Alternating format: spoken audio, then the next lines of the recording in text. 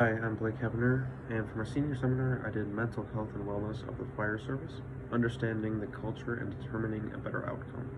So I'm going to do this in a couple connected videos because the first time and the second time and the third time I did it, the audio kept cutting out and it's not working great. So I'm doing this to make sure the audio is good for you guys. So let's get into it. So my thesis or research question: the mental health and wellness culture of the fire service has been overlooked and heavily stigmatized for years. These men and women, first responders, encounter trauma and stress on a daily basis, left to handle this burden alone, and it is time a change has been made to this old way of culture.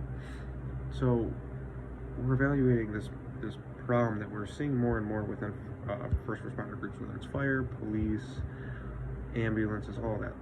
They are exposed a lot more to trauma.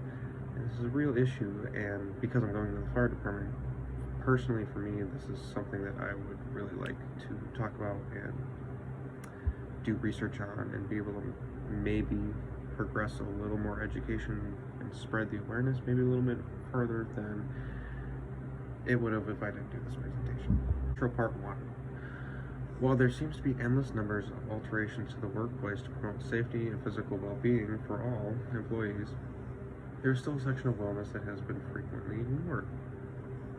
It has taken many years for the conversation to start about addressing the mental health needs of people worldwide, and it has only recently started to show signs of these improvements. So, for years and years and years, mental health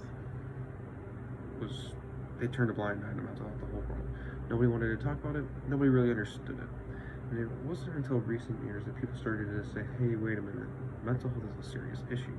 So that's why we see a rise of this culture change in schools, in workplaces across the board, in people personally trying to seek help. There's been this change of accepting that mental health issues are real and trying to fix them.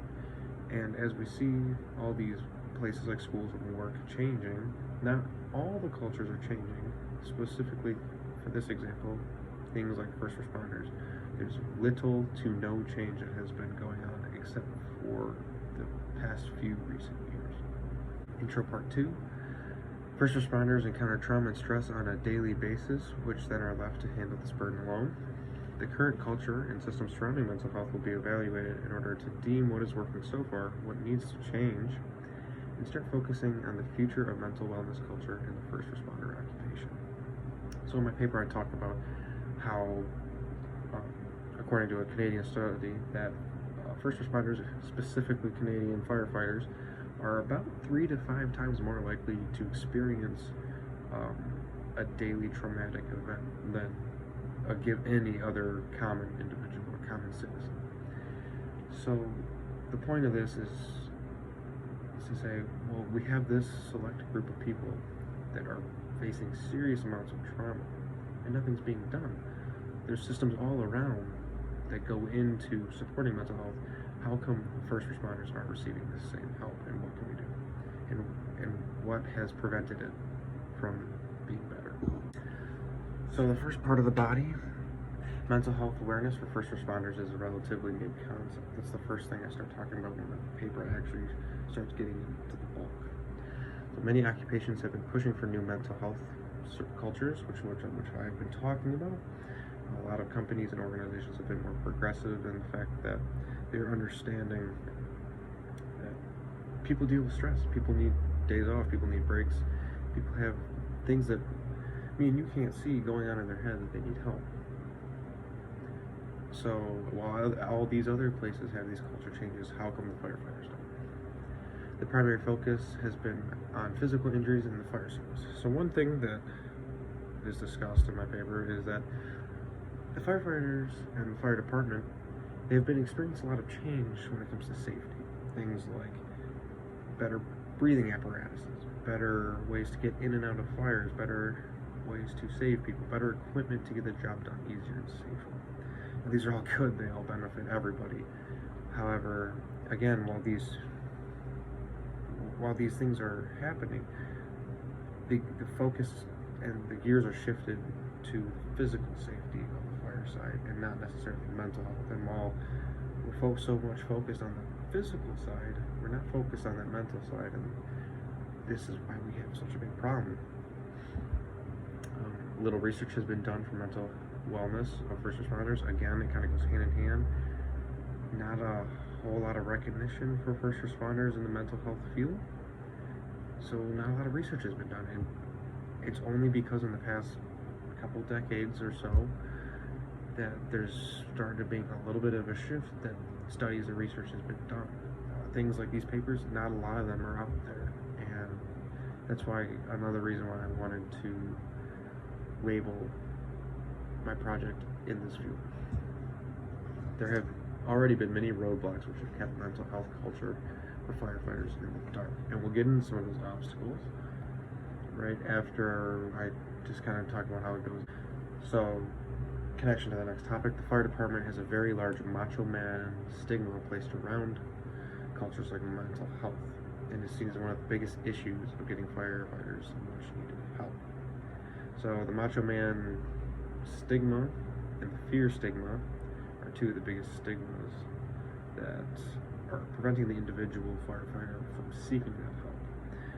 So let's get into that. Mental health wellness culture has been controlled by this unique stigma. So there's the two that I said, the macho man and the fear. So the macho man stigma is the individual firefighter who has these issues, that faces these problems and needs help. But because of the stigma of being a strong man and doing a man's job as a firefighter, that you can't seek help. Otherwise you'll be labeled as a baby, or no one will take you serious, or you're not cut out for this job. And for a long time that's how it was. You just kind of suck it up. You kind of just bottle up your emotions. The second stigma that we're facing is a fear stigma. The fear of, what will my peers think of me? What will my wife or family think of me? The fear of seeking help, the fear of possibly losing your job, or the fear of just ultimately just facing your reality of living the job. So these stigmas have led to why there's such a little data and research being done. It's because nobody wants to talk about it. For the longest time, they were basically trained not to talk about it. If you don't hear a problem, you can't address the problem. If you can't address the problem, you can't fix a problem. This stigma has a variety of negative impacts in and around individual firefighters. So basically, what my paper talks about is because these people have been trained to keep their emotions bottled up, they develop these disorders with no help. Sometimes people don't even know, and it literally eats them from the inside. How does this connect to the next topic? The stigma around mental health causes many negative issues for individuals, which will tie into the actual issues mental health brings to firefighters with poor wellness culture. The lack of support and awareness has led firefighters facing serious side effects of trauma exposure and mental health disorders. So let's get into this. Firefighters experience traumatic and stressful incidents on a daily basis. Again, I believe off the top of my head, it was around 3 to 5 times more likely, according to Canadian research. The occupation has caused many individuals to develop a variety of mental disorders and issues, anything from simple anxiety or OCD to very serious issues. Not that they're not all serious, but more significant issues like PTSD, substance abuse, which is what I talk about next. These issues can have a huge impact on health, family life, work, and mainly from either isolating yourself because of your emotions, or things like substance abuse, or wanting to harm yourself. Firefighting, unfortunately, has one of the highest percentages of suicides for an occupation. That is a true fact. Given how many firefighters there are and how many suicides there are each year, on most charts that you find, they are the top, if not in the top 5. So again, a lack of support and awareness has led firefighters to facing serious side effects of trauma. So because of this trauma that they're facing, they're dealing with a lot, and because they don't really have anywhere to go, it's causing all these problems. It's causing a variety of mental illnesses. It's causing everything up to substance abuse and suicide, and there just needs to be a change. Let's connect to the next topic, discussing the extremely real consequences of mental health like substance abuse and suicide. lead into the next topic of what is being done and why it's important to establish a better wellness culture. So the next stop here, what advances in wellness culture have already been taken and what else needs to be done? So what research and changes are already taking place within the fire service regarding mental health? So again, as we're kind of on the forefront of this movement. So currently we're seeing, there's not a lot out there right now, but we're seeing a spike in research, surveys, studies being done in the realm of mental health in the fire department. Physically what's taking place is, we'll get into that a little bit next because it's on the next slide and I'll talk about that there.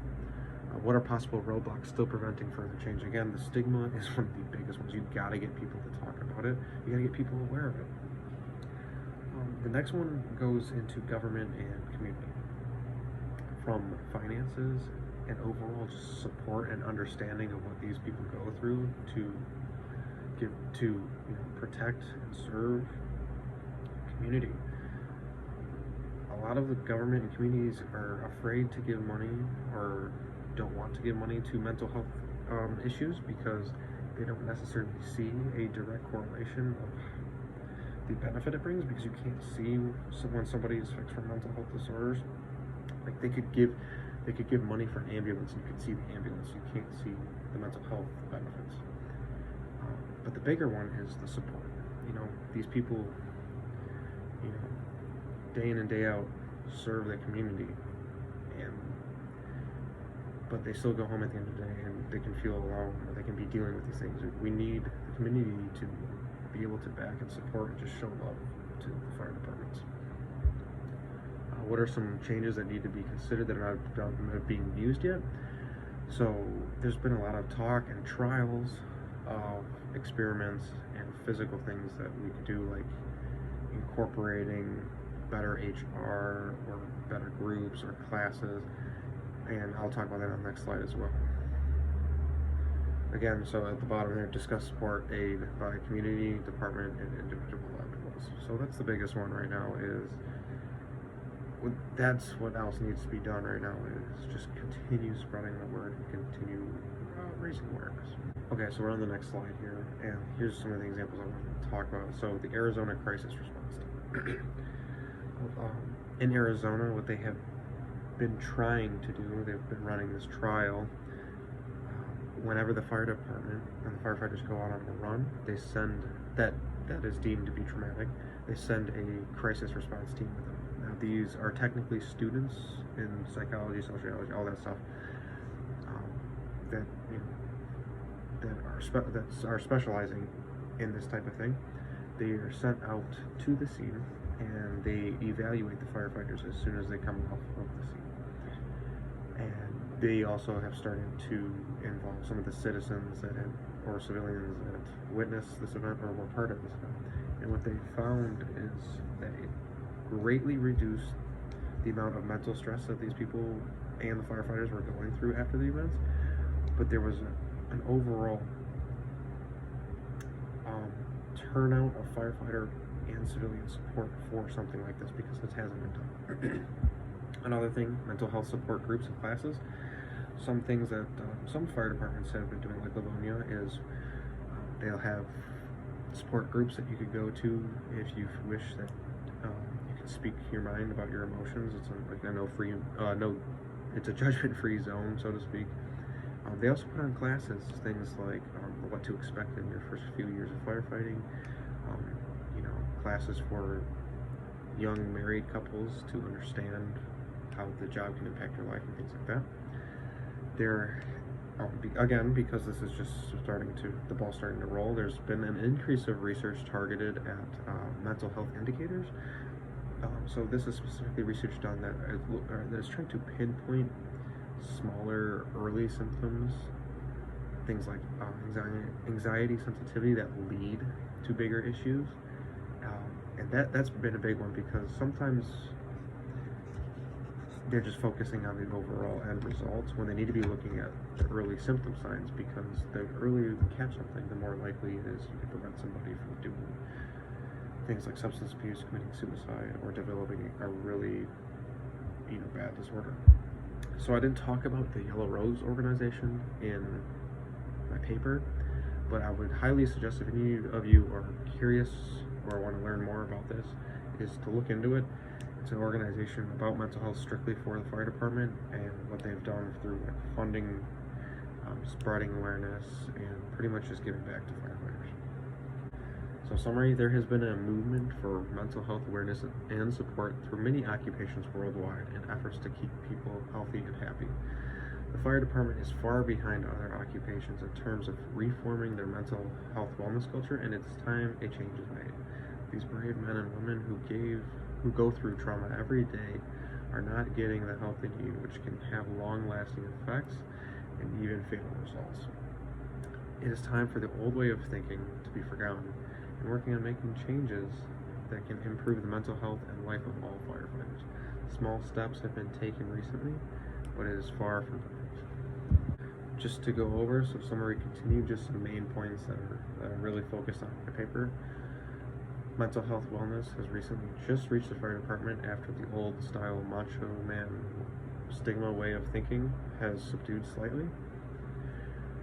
2, there is a stigma in the fire department of having to show no weakness and bottle up your issues. Not only that, but for a long time, mental issues were seen as something for the weak, or were just not real.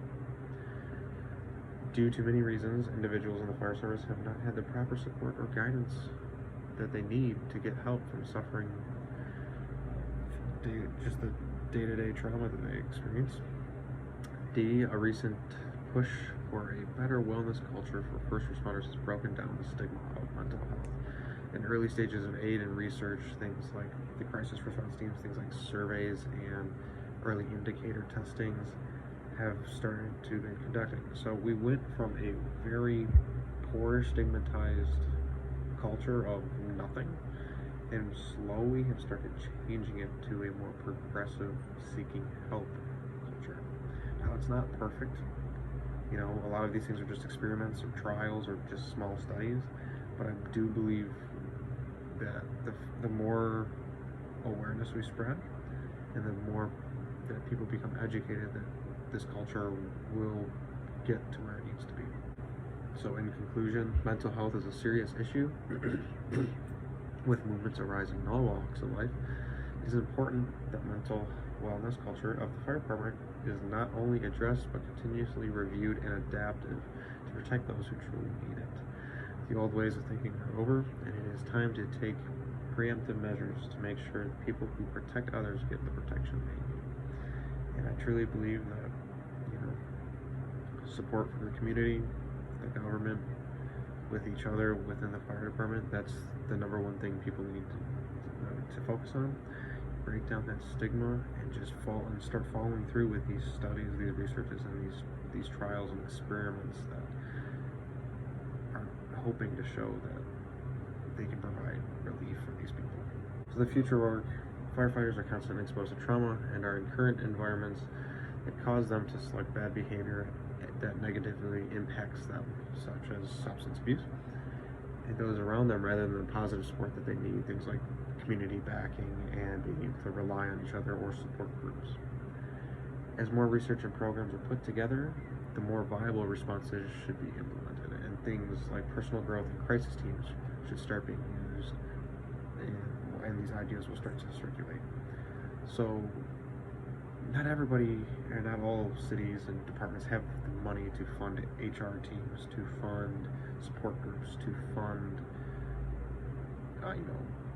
just overall support or studies or things like a crisis response team. Now, what Arizona did is they worked through local colleges and got the students to be a part of these crisis response teams. So instead of the fire departments paying, the schools were paying for this. So being able to work viable responses given the location, that's something that seriously needs to be looked at for the future work. And then just here we have all my references. There's about 30 of them. A lot of good stuff. I pulled not only just from just U.S. like I mentioned in the video. I looked at Canada. I believe there's one or two ones from Japan and Korea. And there were a lot of interesting articles, to be honest, from sleep deprivation to substance abuse to how dogs could impact firefighters with mental health. So if anybody wants to look through these, go ahead, and that should be it.